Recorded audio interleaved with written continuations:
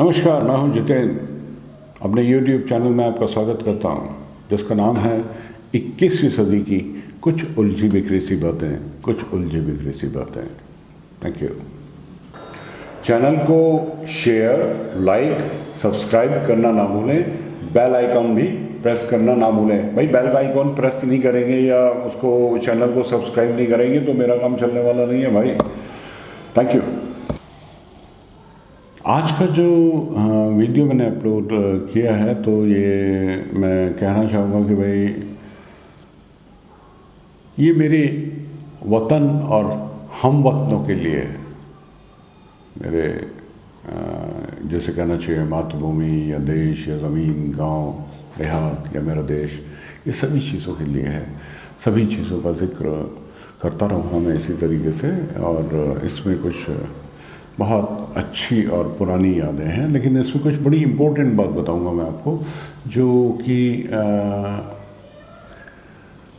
शायद मेरे इंट्रोडक्शन से पहले बहुत ज़्यादा बताई जानी ज़रूरी है। तो आइए सुनते हैं उसको। Thank you. तो मैं आज जो इस वीडियो की शुरुआत करने जा रहा हूँ, तो ये कविता से मैं आज का वीडियो शुरू करने जा रहा हूँ। और ये बहुत सुंदर कविता है। चाह नहीं मैं सुरबाला के गहनों में गूंथा जाऊँ, चाह नहीं सुरबाला के गहनों में गूंथा जाऊँ, चाह नहीं प्रेमी माला में बिन प्यारी को ललचाऊँ, चाह नहीं सम्राटों के शव पर हे हरि डाला जाऊँ, चाह नहीं देवों के सिर पर चढ़ूँ भाग्य पर इठलाऊँ, मुझे तोड़ लेना वनमाली उस पथ पर देना तुम फेंक, मातृभूमि पर शीश चढ़ाने जिस पथ पर जावे वीर अनेक।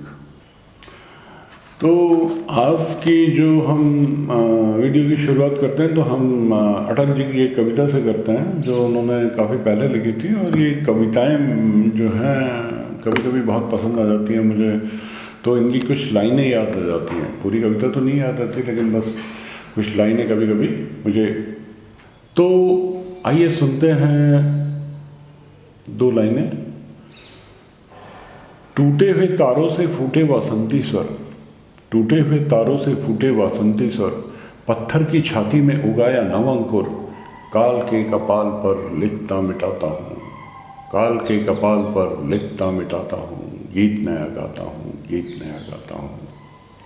तो ये थी कुछ पंक्तियाँ अटल जी की।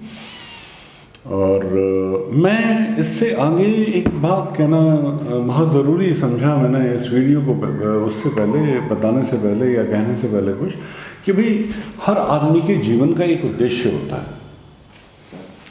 तो मैं एक बात कहना चाहता हूँ कि हम सभी के जीवन का कोई ना कोई उद्देश्य होता है। पता नहीं कब कैसे कौन क्या चुन लेता है। कोई बिजनेसमैन बनना चाहता है, कोई व्यापारी, कोई किसान, कोई, तो बहुत सारी बातें हो सकती हैं। और हर आदमी किसी न किसी दिशा में एक प्रयास करता है, और वही प्रयास राष्ट्र की प्रगति बनता है। एक दिन राष्ट्र की प्रगति का हिस्सा बनता है। तो मैं बताना चाहता हूँ कि मैंने अपने जीवन का उद्देश्य कैसे हासिल किया। ये एक दिन में नहीं हुआ, और बहुत वक्त और मुद्दत लगी जब मुझे थोड़ा थोड़ा समझ आया कि आखिर मेरे जीवन का उद्देश्य क्या है और क्या होना चाहिए और क्या। वो मैं थोड़ी सी कहानी बताता हूँ, लेकिन ये काफ़ी पहले क्लियर हुआ। तो बहुत सरप्राइजिंग सा था, क्योंकि मैंने इस जगह उद्देश्य को दो जगह से फाइंड किया। मैं कहना चाहूँगा कि भाई दो जगह से मुझे मिला ये, तो मैंने इसको समझने की कोशिश की और परिष्कृत किया।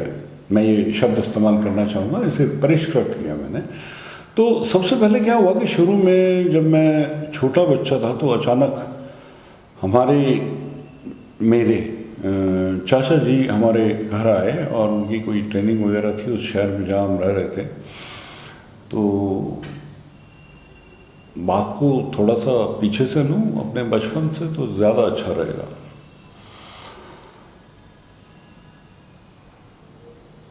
मेरा जो जन्म है वो उत्तर भारत के एक छोटे से गांव में हुआ था, और उस ज़माने के गांव आज के गांव से बहुत अलग थे। ज़्यादातर मकान कच्चे थे और गांव में कोई ख़ास बिजली की व्यवस्था नहीं थी। गांव की गलियां भी कच्ची थी जिन पर अक्सर पानी भरा रहता था। तो दोस्तों ये गांव तो इतने आधुनिक नहीं थे जैसे आज है, लेकिन वो लोग जो हैं बड़े एक अच्छे तरीके से रहते थे। और ये गांव जो थे ये जीवन से भरपूर थे, यानी फुल ऑफ लाइफ।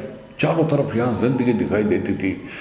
हालांकि वहाँ का रहने सहने का सिस्टम अलग होता है, जैसे घर में परिवार के मेंबर, महिलाएं, बच्चे वगैरह वगैरह, इस तरीके का सिस्टम होता है। और जहाँ आदमी बैठता है वो जगह अलग होती है, जहाँ पर एक उनकी एक सामाजिक क्या कहना चाहिए उसको, बैठने की जगह होती है, तो वो एक सेपरेट जगह होती है घर से अलग। और इसको घेर भी कहते हैं लोग, बैठक भी कहते हैं वगैरह वगैरह। तो उस समय मेरे परिवार में जो लोग थे वो मुझे सभी याद है और सभी बहुत अच्छे थे। लेकिन इसमें भी ज़रा इम्पोर्टेंट बात है जो सबसे ज़्यादा महत्वपूर्ण है, कहने लायक है, कि जब मैंने किसी चीज़ से पहली बार मुझे मोह हुआ तो वो था मेरा खेत। और ये एक खूबसूरत जगह थी जहाँ पे हरड़ भी था, हमारे मवेशी भी थे, जानवर भी था थे। और इसमें मैं कहूँ तो वहाँ पे भागते दौड़ते हिरन भी देखे हमने, और बड़े पेड़ों पे मोर भी देखे, मोर को नाचते भी देखा, मोर की आवाज़ें भी सुनी जिन्हें पीहू पीहू करके कवि लिखते हैं कविताओं में। तो ये सब कुछ हुआ। और हमारे जो मवेशी थे तो वो काफ़ी बड़ी मात्रा में थे, और खेत में एक स्थान था हमारे यहाँ जिसको छोड़ दिया जाता था खेती के लिए, ताकि वहाँ मवेशी चर सकें। यानी जो पशु हैं, यानी जानवर हैं हमारे जो डंगर या जो भी कुछ कहना चाहें, कैटल्स, तो मैं इन्हें खुद चराया करता था। और जो मैंने सबसे पहला हथियार अपने जीवन में ख़रीदा, शायद आखिरी भी, पहला और आखिरी हथियार मैंने अपने जीवन में ख़रीदा, तो वो एक छोटी सी लाठी थी। ये मैंने 4 या 5 साल की उम्र में ख़रीदी थी, जब मैं भैंस गाय चराया करता था। और मुझे इसी की ज़रूरत महसूस हुई उस टाइम ऐसा करते हुए। और हम 2 भाई थे, दूसरा भाई बड़ा था तो थोड़ा वो ज़्यादा काम मुझसे करवाता था, और मुझे डंडा कभी कभी मिलता था, वरना वो आराम से बैठ के गन्ने वगैरह चूसा करता था और मुझसे कहता था भाई जाओ उधर से गाय ले आओ या फला भैंस को ले आओ। और हम लोग दिन में जो बड़े पत्ते होते हैं जिन्हें ढाक वगैरह कुछ ऐसा कुछ नाम होगा, मुझे ठीक से नहीं पता कौन से पत्ते होते हैं वो, लेकिन हम उनके कोन्स बनाकर, कोन्स यानी बस कोन्स का मतलब एक गिलास, और उसमें दूध भी पिया करते थे। तो we were very happy in that life, I was very happy in that life. मैं बहुत खुश था उस। फिर वक्त बदला और 4-5 साल की जब मेरी उम्र हुई तो हम एक शहर की तरफ आए जहाँ मेरी एजुकेशन वगैरह का सिस्टम, एक प्रोसेस चालू हुआ, जो क्या कहूँ उसे। तो वहाँ पर जो मैं उस वक्त गांव से आना नहीं चाहता था, मुझे बहुत सालों तक अपना गांव सुंदर लगा, अच्छा लगा, और शायद मुझे आज भी वो गांव याद आता है जहाँ मैं था कभी। और मेरे जीवन की जो सबसे सुंदर जगह मैंने अपने जीवन में देखी है तो वो हमारा खेत था, जहाँ मेरे पूर्वज खेती किया करते थे। और फिर कभी इसका विस्तार से जिक्र करूँगा, आज तो शायद मैं कुछ और बात कहने के लिए रुका हुआ हूँ। तो जहाँ मेरे चाचा जी आए थे जो खुद आर्मी में थे, तो मैंने उन्हें देख के इच्छा जाहिर की कि भाई मैं भी आर्मी में जाना चाहता हूँ। तो मैंने अपनी माँ से पूछा कि भाई आर्मी में होता क्या है, यानी सेना में होता क्या है। तो उन्होंने कहा भाई वो देश की रक्षा करते हैं। तो मेरी समझ में ज़्यादा बातें तो नहीं आई, पर एक शब्द आया, वीर गति। और वीर गति कुछ बहुत भारी शब्द है और बड़ा शब्द है, मेरी समझ में उस वक्त ये नहीं आ सकता था। लेकिन माँ ने सिखाया, मैंने पूछा वीर गति के बाद क्या होता है। उन्होंने कहा भाई वीर गति के बाद जो लोग अपनी मातृभूमि की रक्षा करते हैं वो भगवान के पास चले जाते हैं और वहाँ रहते हैं भगवान के पास। तो मेरी समझ में उस वक्त ये कितना आया या नहीं आया, लेकिन मैं इस बात से संतुष्ट था कि भाई चलो भगवान के पास चले जाते हैं, और भगवान से अच्छा क्या है भाई, भगवान के पास चले जाएंगे, भगवान के साथ रहेंगे, एट वो है ना। तो यहाँ से शुरुआत हुई मेरे जीवन के पहले उद्देश्य की। तो ये वजह बन गई मेरी जिंदगी की।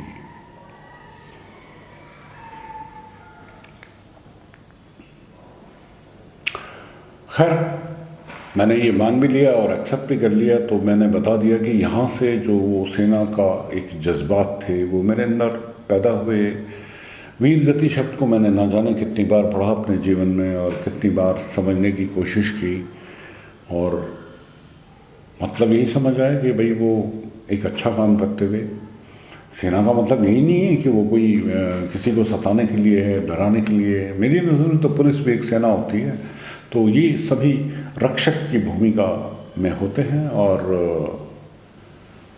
किसी को कभी कभी वीर गति को प्राप्त नहीं होना होता है तो मैं अपने साधारण और सामान्य ज्ञान से कहूँगा, हाँ भाई वो भी ईश्वर के साथ ही रहते हैं, और ईश्वर के साथ रहना हो सकता है इसके मायने लोगों को समझने में बदल जाएं, पर ईश्वर के साथ रहना किसे बुरा लगे अगर ईश्वर खुद हमारे साथ रह रहा हो। लेकिन ईश्वर यहाँ भी हमारे साथ ही रहता है, सच मानिए। देखिए, हम सभी के अंदर जज्बात होते हैं अपनी मातृभूमि के लिए, और मैं समझता हूँ कि देशभक्त सभी होते हैं। कोई भी व्यक्ति ऐसा नहीं होता, और कभी कभी तो मैंने ये देखा है कि हर आदमी के अंदर ये जज्बात होते हैं, और ऐसा नहीं है कि देशभक्त केवल हम ही होते हैं, दुनिया में बहुत सारे लोग देशभक्त हो। तो अब जब मातृभूमि की आ रही है तो थोड़ा बहुत कुछ मैं आपको कोई कविता या गीत सुना दूं। और मुझे याद आ रहा है गीत जो बड़ा इमोशनल सा है, और मैंने सुना है कि ये कभी 1962 में इंडो चाइना वॉर की याद दिलाता है। तो बड़ा इमोशनल सा है, और हम सभी लोग इमोशनल होते हैं, और बात सिर्फ लफ्ज़ों की नहीं है या संगीत की नहीं है, एक फील है उसमें उन लोगों के लिए जिन लोगों ने वो त्रासदी वहाँ पर झेली, जहाँ पर हाँ पढ़ी 1962 के बारे में कि भाई सैनिकों को कितनी परेशानी हुई थी, और हमने भी वो इतिहास में ही पढ़ी हैं। पर जज्बात होते हैं, हर आदमी के सीने में धड़कते हैं जज्बात। तो मैं वो कुछ लाइनें हैं, मैं कोशिश करूँगा गाने की। देखो वैसे गाना वाना तो नहीं आता मुझे, but I try to sing. ऐ वतन हमको तेरी कसम, तेरी राहों में जहाँ तक लुटा जाएंगे।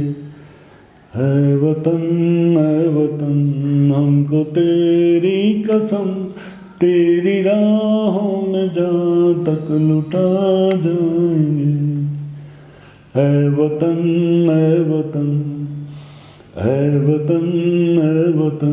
मुझको तेरी कसम, तेरी राहों में जहाँ तक लुटा जाऊंगा।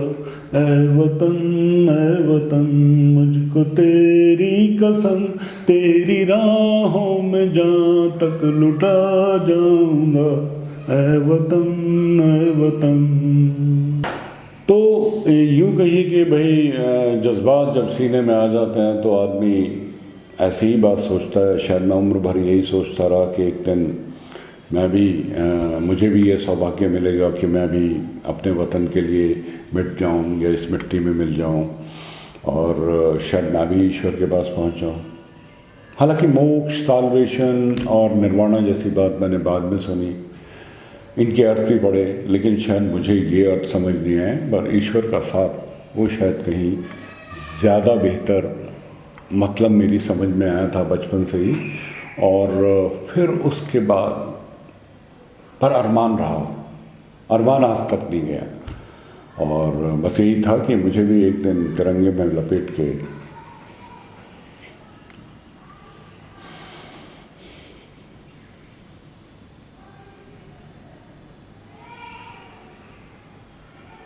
मैं घर आता।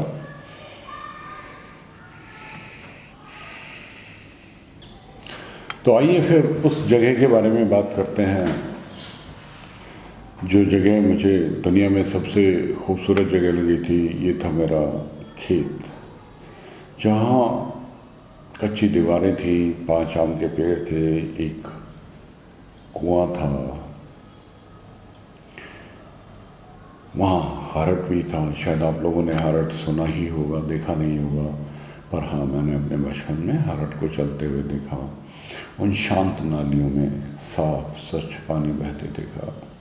और वहाँ जब हरट चलता था ना, और उसमें से आपने शायद सिस्टम नहीं देखा होगा, कहीं देख लीजिएगा किसी वीडियो वगैरह में सर्च करके, तो ये बहुत खूबसूरत लगता है। पानी की बहुत अच्छी आवाज़, सुंदर आवाज़ आती है, और उसमें फिर आम के पेड़, घने पेड़, बड़े पेड़ थे, इसमें ज़्यादातर देसी आम था, जो शायद आज पता नहीं वो आज वो किस्म है आम की या नहीं। कहते तो हैं कि भाई देसी आम बाज़ार में मिलता है, पर आई डोंट बिलीव इट। और फिर जो है वहाँ बहुत कुछ था, वो जगह बहुत सुंदर थी, वो ऐसी थी जैसे कृष्ण की कहानियों में होता है।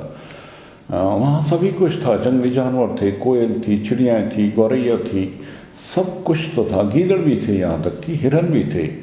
और कभी कभी मैंने सुना बड़े जंगली जानवर भी आ जाते थे वहाँ खेती में। और उसके कुछ और दृश्य मैं आपको अगले वीडियोस में बताऊंगा, जो इतने खूबसूरत हैं कि वहाँ की रात, वहाँ अमावस की रात, और वहाँ आना जाना, जंगल में गाय चराने वाले अनुभव, और थोड़ी बहुत जानकारी अपनी मैं खेती के बारे में भी शेयर करूँगा, जो मैंने उस ज़माने से देखता आया हूँ मैं जिसे। तो आइए, आपको मैं बता तो नहीं पा रहा ठीक से कि भाई मेरा खेत कैसा था, पर मैं आपको एक गीत सुनाता हूँ इसके लिए। हाँ, गीत से बढ़िया कोई तरीका नहीं होता किसी बात को कहने का।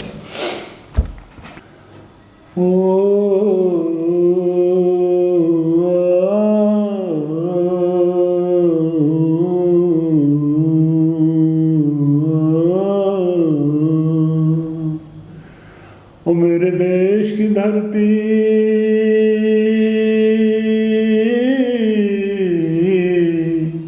सोना उगले उगले हीरे मोती, ओ मेरे देश की धरती हो।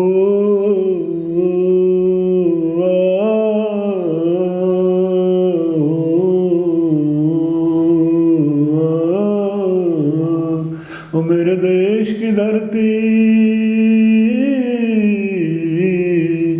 सोना उगले उगले हीरे मोती, ओ मेरे देश की धरती।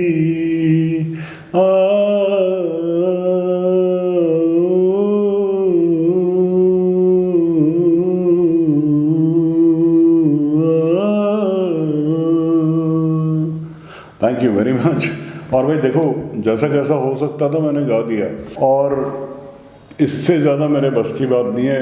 इतना अच्छा ही गा सकता हूँ मैं, इससे ज़्यादा अच्छा नहीं गा सकता। So thank you very much for listening और मुझे झेलने के लिए। तो यहाँ पर थी बात मेरे जीवन के पहले उद्देश्य के बारे में। तो ये कुछ ऐसा था कि भाई सेना में जाना और किसी अच्छे उद्देश्य के लिए, अपनी मातृभूमि की रक्षा के लिए, या हाँ यही रीज़न होता है, मातृभूमि की रक्षा, और इसके लिए वीर गति को प्राप्त करना।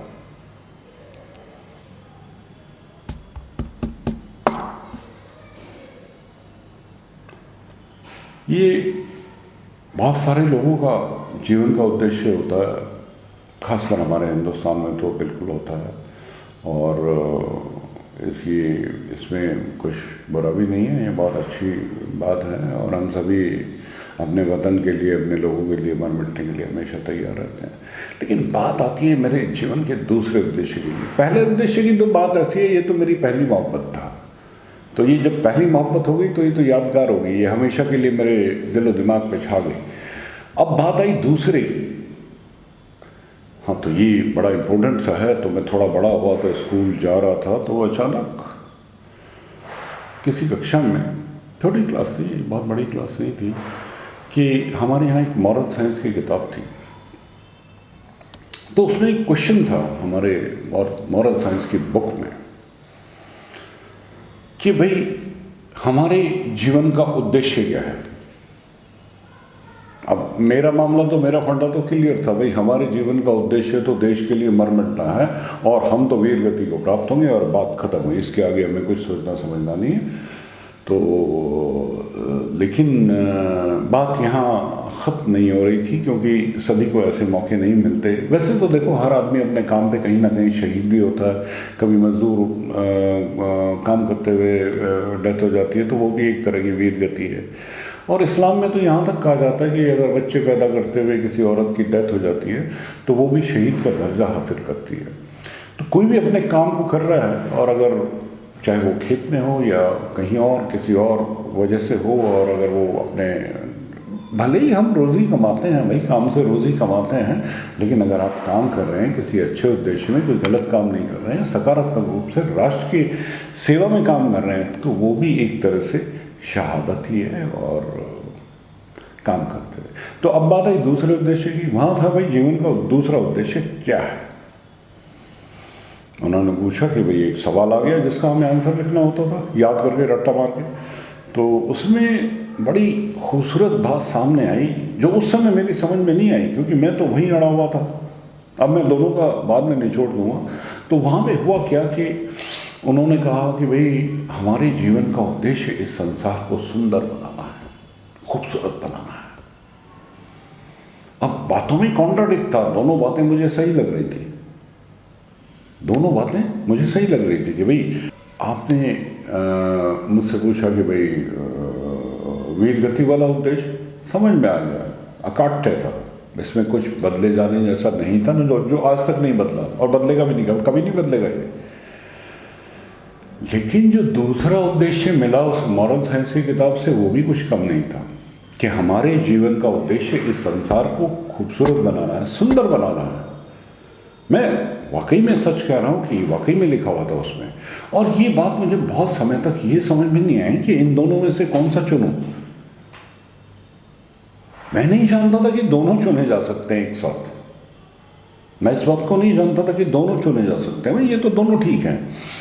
और मैं थोड़े दिन इस बात में कन्फ्यूज़न में रहा, लेकिन आज मैं इस बात को स्पष्ट समझता हूँ कि हाँ, हमारे जीवन का उद्देश्य जो होता है संसार को खूबसूरत बनाना भी होता है, सुंदर बनाना भी होता है। और ये अनिवार्य उद्देश्य है, ये भी एक अनिवार्य उद्देश्य है, संसार को खूबसूरत बनाना। ईश्वर की दी हुई कुदरत है, यहाँ सब कुछ है, पेड़ पौधे पहाड़ पत्थर, ऐसा क्या है जिसमें खूबसूरती नहीं है। ये बेपनाह खूबसूरती समेटे हुए अपने आप में। लेकिन कभी कभी देखता हूँ कि भाई पर्यावरण वाले लोग बोलते हैं, पर्यावरण एक शब्द है पर शायद उसको महसूस नहीं कर पाते हो। जीव जंतु, जंगली जानवर, वनस्पति, हरियाली, बादल, आसमान, बारिश, समंदर, नदियाँ, नाले, हर चीज़ एक खूबसूरती समेटे हुए।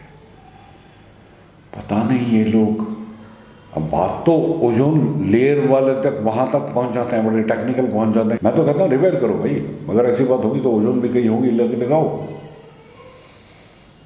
पॉल्यूशन है, वो कहते हैं दिल्ली में पॉल्यूशन है। अरे कोरिया वाले कमरे में जो है कमरे का पॉल्यूशन दूर कर रहे हैं, आप दिल्ली में एयर फिल्टर क्यों नहीं लगाते? एयर पॉल्यूशन को दूर करने के इंस्ट्रूमेंट्स क्यों नहीं लगाते चौराहों में, जहाँ पे एयर पॉल्यूशन कम हो सके?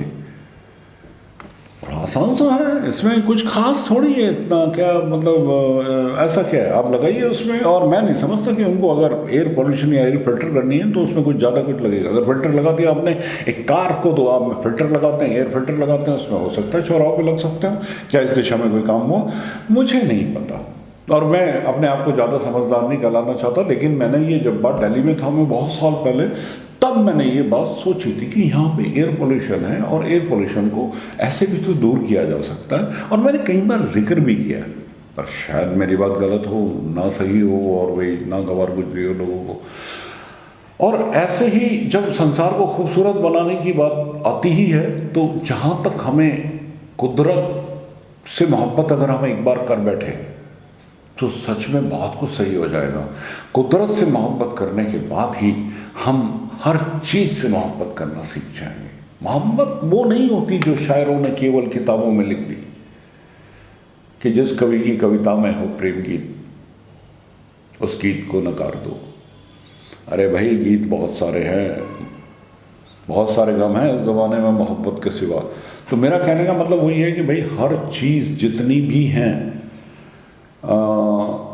इंसानी रिश्ता बहुत तरीके के होते हैं। हर आदमी के बीच में जो दूसरा हमें मिलता है रिश्ते होते हैं, और जो नहीं भी मिलते उनके साथ भी एक रिश्ता है कि हाँ भाई वो इंसान है, मैं भी एक इंसान हूँ, ये भी तो एक इंसानी रिश्ता है। तो अगर हम इन चीज़ों को समझेंगे, निभाएंगे, तो ज़रूर दुनिया एक दिन खूबसूरत बन जाएगी। और वो जो दूसरा उद्देश्य है वो कोई गलत उद्देश्य नहीं था, वो बहुत ही बढ़िया उद्देश्य था, और पहले और दूसरे उद्देश्य को मिला के तो एक शानदार क्या कहूँ उसे, एक दर्शन बनता है, एक फिलॉसफी बनती है, पूरी विचारधारा बनती है। और मैं वाकई में उस स्कूल का, उस क्लास का, और मुझे नहीं पता वो पुस्तक किसने लिखी होगी, हमारे कोर्स में थी, और मैंने ऐसी बहुत सारी कोर्स की किताबें हैं उनको पढ़ा। फिर मैं थोड़ा बड़ा हुआ तो धीरे धीरे मैंने इनको समझा, सोचा, ये बातें रही मेरे दिमाग में। मैं ऐसी बातें भूलता नहीं हूँ जो स्ट्राइक कर जाती है मेरे दिमाग में। फिर मैं आगे आया, तो जब मैं थोड़ा सा टीन एज में पहुँचा तो मुझे, हमारे कोर्स में ही थी, ये भी कुछ लाइनें हैं, और ये हरिवंश राय बच्चन जी की, अमिताभ बच्चन जी के पिताजी की लिखी हुई कविताएं हैं। देखो मुझे पूरी कविता तो नहीं याद, पर कोई लाइन याद हो जो मुझे इस टाइम तक स्ट्राइक करती है तो मैं बोले देता हूँ। और अगर आप लोग चाहें तो सर्च करें, कहाँ तक मधुशाला सर्च करोगे भाई, इसे भी सर्च करो, देखो बहुत बढ़िया 2 कविताओं का जिक्र करूँगा मैं, हरिवंश राय बच्चन जी की। तो एक की लाइनें कुछ इस तरह से हैं कि किसी ने ठेला किसी ने पेला, किसी ने ठेला किसी ने पेला, और मैं हक्का बक्का बौचक्का सा। मतलब उनका मतलब ये था, जब मैं दुनिया में आया तो मेरी समझ में नहीं आया कि भाई दुनिया क्या जगह है, और किसी ने ठेला किसी ने पेला, किसी ने धक्के मारे, किसी ने मुक्का मारा, मैं बदहवास हो गया, भाई ये मैं कहाँ गया। तो हक्का बक्का बहुचक्का सा। तो मैं भी, मेरी टीनेज भी कुछ ऐसी ही थी कि मैं हक्का बक्का बहुचक्का सा था, बिल्कुल मुझे कुछ समझ नहीं आ रहा था। एंड फिर एक और कविता थी, बड़ी सुंदर कविता है, हरिवंश राय बच्चन की है। वो सपनों के बारे में है, जीवन के सपनों के बारे में, जो हर आदमी देखता है अपनी ज़िंदगी के सपने। तो वो थी कि भाई इन्हें देखा है सभी ने अपने समय पर, यानी सपने देखना कुछ बुरा नहीं है। उन्होंने, बस मुझे यही लाइन याद रही कि इन्हें देखा है सभी ने अपने समय पर। तो मेरा सपने देखना अपराध नहीं था।